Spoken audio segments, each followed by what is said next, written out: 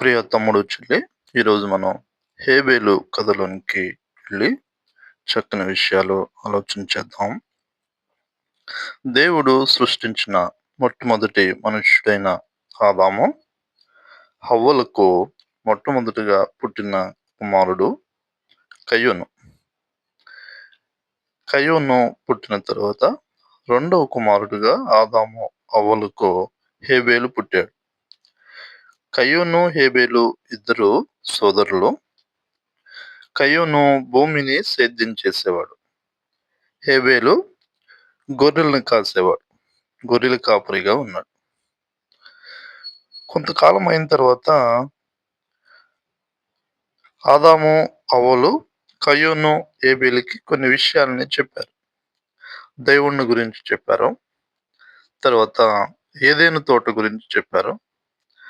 దేవుని మాట వినాలని, హృదయానుసారంగా దేవుణ్ణి నమ్మాలని, ఆదాము, హవ్వలు ఏదైతే దేవునితో గడిపారో, దేవునితో ఉన్నారో, ఆ విషయాల్ని కయ్యూను, హేబేలుకు చెప్పారు. అప్పుడు కొంతకాలం అయిన తరువాత కయ్యూను, హేబేలు ఇద్దరు కూడా దేవునికి ఒక అర్పణ ఇద్దాము అని నిర్ణయించుకున్నారు.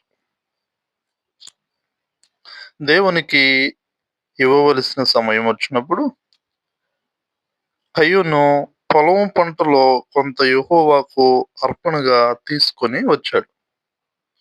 హేబేలు కూడా తన మందలో తొలుచూలును పుట్టిన వాటిలో క్రొవ్విన వాటిని కొన్ని తెచ్చాడు. యెహోవా హేబేలును అతని అర్పణను లక్ష్యపెట్టాడు. కయ్యూనును అతని అర్పణను ఆయన లక్ష్యపెట్టల. కయ్యూనుని ఆయన అర్పణను దేవుడు లక్ష్యపెట్టలేదు. హేబేలుని ఆయన అర్పణను లక్ష్యపెట్టాడు. ఎందుకు అంటే హేబేలు తీసుకొని వచ్చిన వాటిలో హృదయాన్ని కూడా చూశాడు. ఆయన తొలిచూలు తెచ్చాడు. తర్వాత క్రొవ్విన వాటిని తెచ్చాడు. తొలిచూలు అంటే ఫస్ట్, క్రొవ్వినయి అంటే బెస్ట్. హేబేలు ఫస్ట్ అండ్ బెస్ట్ దేవుడికి ఇద్దాం అనుకున్నాడు. కయ్యూను హృదయంలో ఏమనుకున్నాడంటే ఎంతో కొంత ఇద్దాం అనుకున్నాడు. అంతే డిఫరెన్స్ హృదయంలో అనుకున్నాడు. ఇవ్వడం ఆయన కొంత తెచ్చాడు, ఈయన కొంత తెచ్చాడు. కానీ హేబేలు తీసుకుని వచ్చిన దాంట్లో ఆయన హృదయంలో ఏమని నిర్ణయించుకున్నాడంటే తొలిచూలి వాటిలో కొవ్విని ఫస్ట్ అండ్ బెస్ట్. కయ్యూను అట్లా ఏం లేకుండా ఎంతో కొంత ఇద్దాం అనుకున్నాడు. ఆ తర్వాత కయ్యూను దేవుడు లక్ష్య పెట్టకపోవడం వల్ల కయ్యూను కోపం వచ్చింది. కయ్యూను హేబేలుని చంపేశాడు. హేబేలు జీవితం ముగించబడింది. కానీ ప్రియ తమ్ముడు, చెల్లి, దేవుని వాక్యాన్ని మనం చదువుతా ఉన్నప్పుడు హేబేలు విశ్వాసుల, నీతిమంతుల జాబితాని పౌలు గారు రాస్తా ఉన్నప్పుడు స్టార్టింగ్ లో హేబేలు పేరుండేది.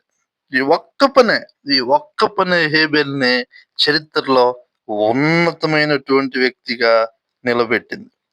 విశ్వాసమును బట్టి హేబేలు కయ్యూను కంటే శ్రేష్టమైన బలి దేవునికి అర్పించును.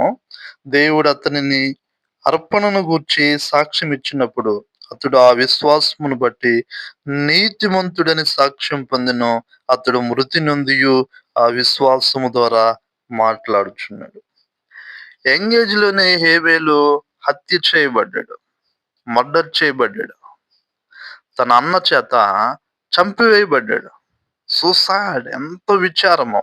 కానీ ప్రియ తమ్ముడు, చెల్లి, ఆయన హృదయంలో ఉన్న తీర్మానము, దేవునికి ఫస్ట్ అండ్ బెస్ట్ ఇద్దామని తీసుకున్న తీర్మానము, ఆ విశ్వాసము, ఆ ఆశ చరిత్రలో హేబేలుని నీతిమంతుల జాబితాలో మొదటివాడిగా నిలబెట్టింది.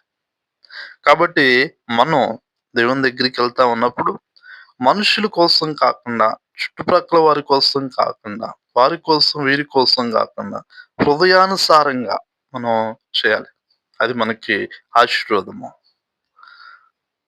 దేవుని స్తుతించిన, ప్రార్థన చేసిన, దేవునికి ఇచ్చిన, ఏది చేసినా మనము హృదయపూర్వకంగా చేస్తే అది మనకు గొప్ప ఆశీర్వాదాన్ని తీసుకొనొచ్చిద్ది అనే హేబేలు జీవితము మనకి పాఠము నేర్పుతుంది. దేవుడు మనల్ని రక్షించబడే సమూహంలో ఉండడానికి సహాయం చేయనుగాక.